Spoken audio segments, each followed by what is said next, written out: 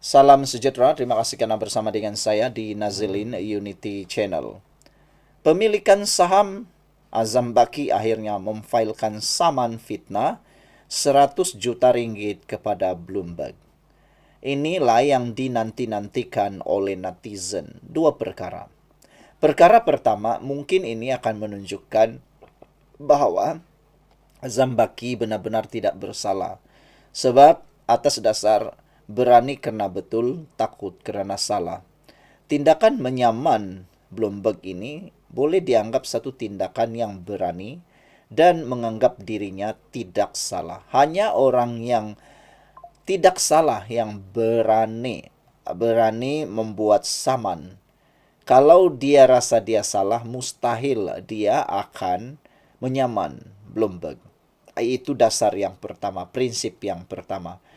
Macam kaulah, mustahil kau bawa benda tu di mahkamah kalau kau tidak ada bukti atau kalau kau tidak yakin kau boleh menang.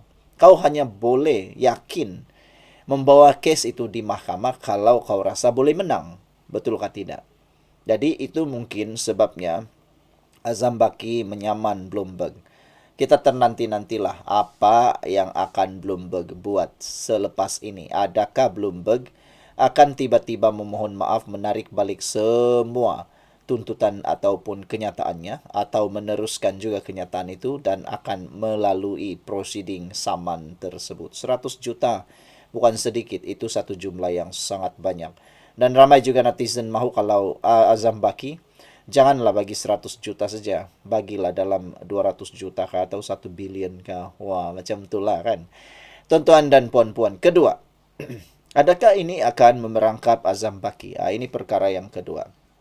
Kerana kadang-kadang apabila anda menyaman orang, itu semua akan memerangkap, membawa kepada pendedahan-pendedahan yang orang lain tak pernah tahu. Mungkin Bloomberg juga tidak menarik balik kenyataan mereka, laporan mereka kerana mereka mempunyai sumber maklumat data yang lengkap. Jadi ini pun menjadi tanda tanya juga. Siapa yang menjadi sumber maklumat kepada Bloomberg? Aku rasakan ada mungkin yang menyalurkan. Semalam dalam satu laporan ada satu surat yang saya baca, surat daripada seorang pembaca di dalam media. Beliau mengatakan bahawa adakah kemungkinan ada satu komplot terancang untuk menghalang Azam Baki daripada menangkap jerung rasuah besar-besaran? Menghalang Azam Baki untuk terus bekerja aktif. Tuan-tuan dan puan-puan sekalian, adakah ada satu rancangan atau satu komplot terancang untuk sengaja mahu menjatuhkan Azam Baki? Itu persoalan besar yang mungkin kita perlu fikirkan juga. Kerana semua ini berlaku seakan-akan tepat timingnya. Tepat timingnya. Iaitu ketika Azam Baki aktif di dalam menangkap perasuah, menangkap jerung-jerung besar. Tuan-tuan dan puan-puan sekalian, tindakan Azam Baki menyaman 100 juta ringgit kepada Bloomberg sebenarnya mendapat sambutan baik daripada semua pengulas politik dan netizen. Ketua Pesuruh Jaya SPRM memfailkan saman fitnah terhadap Bloomberg dan cawangannya di Malaysia. Berhubung artikelnya yang bertajuk Malaysian Anti-Grift Chief Returns to Stock After Outcry yang diterbitkan pada 10 Februari lalu. Menerusi saman yang difailkan di Mahkamah Tinggi Kuala Lumpur semalam, Azam Baki menuntut beberapa perintah mahkamah dan ganti rugi sebanyak 100 juta ringgit. Berdasarkan dokumen mahkamah yang dilihat Malaysia kini, Azam memohon perintah injuksi terhadap defendant bagi menghalang mereka daripada menerbitkan kenyataan yang didakwa berunsur fitnah yang serupa terhadapnya, serta untuk Bloomberg memadam artikel tersebut dalam tempoh 3 hari selepas penghakiman. Dia juga menuntut defendant membuat permohonan maaf dalam bentuk yang dipersetujui oleh peguamnya dan diterbitkan di akhbar serta media sosial yang dipilihnya. Selain itu, dia menuntut ganti rugi teruk dan teladan serta faedah 5% setahun ke atas jumlah penghakiman dan apa-apa relief lain yang difikirkan sesuai oleh mahkamah. Dalam dokumen itu, Azam berkata dia telah menghantar surat, namun surat tuntutan kepada organisasi berita itu sebelum saman difailkan. Namun, defendant secara angkuh dan bongkaknya telah membalas dengan "We stand by our reporting" apabila dihubungi oleh satu agensi media mengenai surat tuntutan planatif, katanya. Azam mendakwa artikel tersebut telah menjejaskan reputasinya sebagai ketua pesuruhjaya SPRM dan tajuknya yang didakwa disediakan dengan niat jahat serta bersifat skandal, sensasi, menjengkelkan dan menjelikkan. Dia juga menyifatkan artikel itu boleh difahami sebagai menggambarkan dirinya sebagai penjawat awam yang tidak berintegriti, tidak boleh dipercayai dan melanggar peraturan berkaitan pengisytiharan harta. Artikel tersebut secara sindiran menggambarkan bahawa Planatif telah gagal mematuhi kewajipan pengisytiharan aset atau bertindak secara tidak telus. Ini ia mendedahkan Planatif dan juga SPRM kepada kebencian, kemarahan, penghinaan dan diremehkan oleh pihak awam. Azam mendakwa Bloomberg tidak mengambil kira sepenuhnya penjelasan terperinci yang diberikannya semasa menjawab pertanyaan sebelum artikel diterbitkan. Defendant gagal mengambil langkah-langkah yang munasabah untuk mengesahkan ketepatan fakta sebelum penerbitan, termasuk kegagalan untuk menjalankan pengesahan lanjut, semakan silang sumber dan penilaian wajar terhadap maklumat yang diperoleh. Tindakan defendant tersebut bertentangan dengan prinsip kewartawanan bertanggungjawab serta elemen di bawah Seksyen 8E Akta Mesin Cetak dan Penerbitan 1984, yaitu larangan penerbitan berita palsu atau berita yang tidak disahkan, di mana pihak penerbit mempunyai tanggung jawab untuk memastikan bahawa sesuatu penerbitan adalah tepat, benar dan tidak mengelirukan sebelum disiarkan kepada umum. Hal ini jelas merupakan fitnah terhadap Planatif, katanya lagi. Sekian untuk kali ini. Jangan lupa tinggalkan komen Anda, tekan butang subscribe. Bye-bye. Sebelum kita teruskan ulasan ini, izinkan saya perkenalkan dulu, ini ialah terapi imun Transovector for Life. Terapi imun yang meningkatkan daya imun badan kita sehingga 400%. Secara umum dan ringkasnya, apabila imun badan kita lemah, apabila imun badan kita tidak seimbang, apabila imun badan kita bodoh, kita mudah kena penyakit dan tidak sembuh daripada semua jenis penyakit. Terapi imun ini tidak menyembuhkan penyakit tetapi meningkatkan daya imun badan kita supaya apabila imun badan kita sudah jadi kuat, bijaksana dan seimbang, imun badan itulah yang akan menghapuskan semua jenis penyakit yang ada dalam tubuh badan kita. Kunci kesehatan utama kita, kunci penyembuhan utama kita terhadap serangan penyakit dan penyakit yang berlarutan ialah peningkatan daya imun badan dan juga menyeimbangkan imun badan kita. Terapi imun ini lulus KKM, halal dan diperakui oleh dokter-dokter di seluruh dunia. Cepat dapatkan produk ini melalui nombor telefon saya yang tertera. Jangan tunggu lama-lama, mungkin ini adalah jalan dan peluang yang Tuhan hantar berikan kepada Anda untuk lepas dan bebas daripada masalah kesihatan Anda.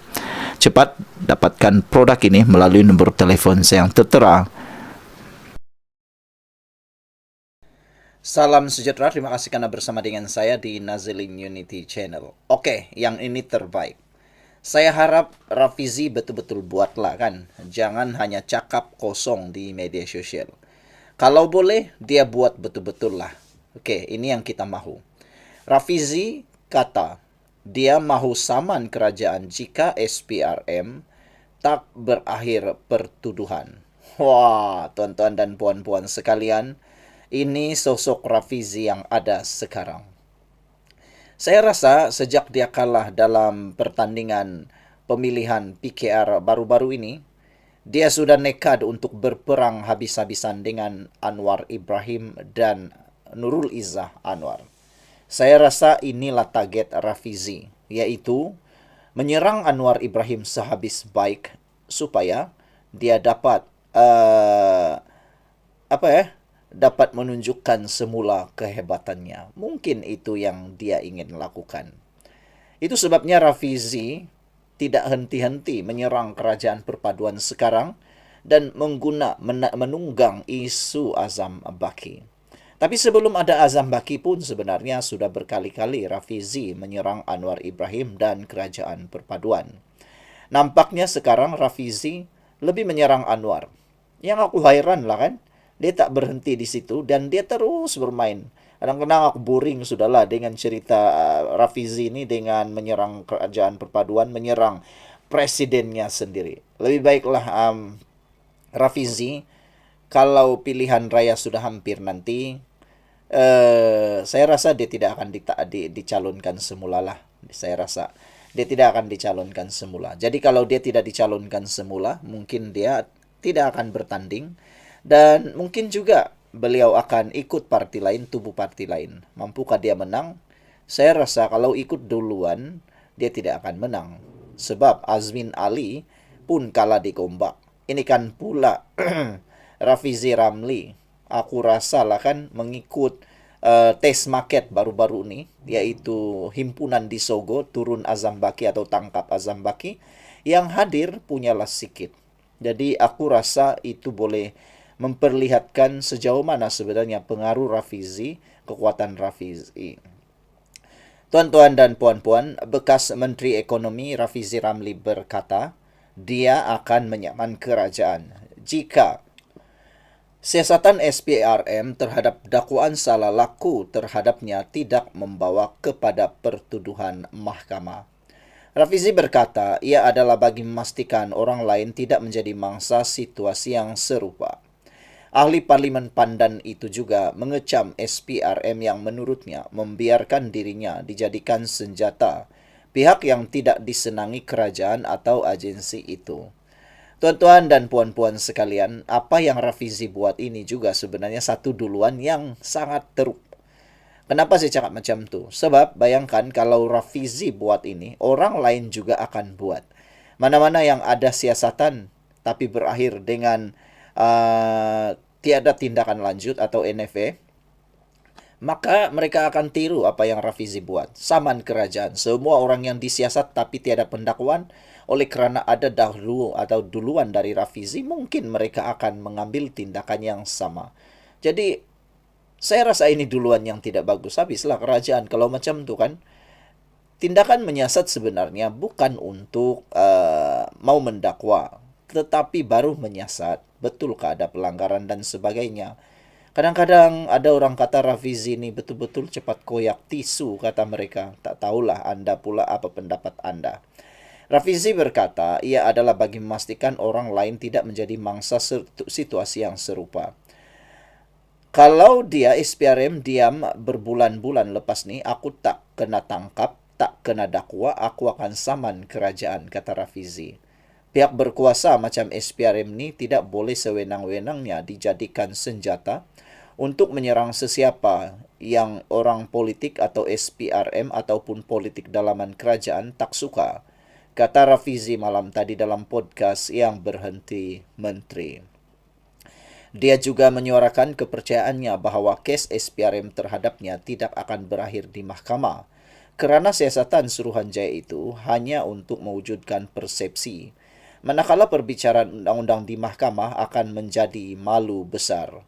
Bekas timbalan Presiden PKR itu merujuk kepada siasatan SPRM terhadap dakwaan bahawa dia telah terburu-buru melaksanakan perjanjian kerajaan bernilai RM1.1 bilion dengan gergasi Semiconductor British Arm Holdings. Sebelum ini dilaporkan bahawa siasatan itu susulan aduan daripada beberapa NGO yang mendakwa bahawa perjanjian berkenan diatur secara tergesa-gesa dan berat sebelah dan boleh memberi implikasi kewangan kepada kerajaan. Walau bagaimanapun, Rafizi menyifatkan siasatan itu sebagai satu bentuk intimidasi yang berkaitan dengan tuntutannya untuk penggantungan tugas Ketua Pesuruhjaya SPRM Azam Baki. Tuan-tuan dan puan-puan sekalian, aku kadang-kadang tertanya-tanyalah kan, kalau Rafizi pikir balik, yang membuat laporan ini adalah beberapa NGO. Jadi kalau SPRM menerima laporan daripada NGO, adakah SPRM perlu menyembunyikan diam-diam tentang laporan itu? Pastilah SPRM akan buat siasatan. Itu sebab ada laporan. Tapi entahlah, terpulanglah kepada Rafizi. Yang aku tertanya-tanya, bilalah agak-agaknya Rafizi ini ditendang keluar daripada PKR. Sekian dulu untuk kali ini. Jangan lupa tinggalkan komen Anda. Bye-bye.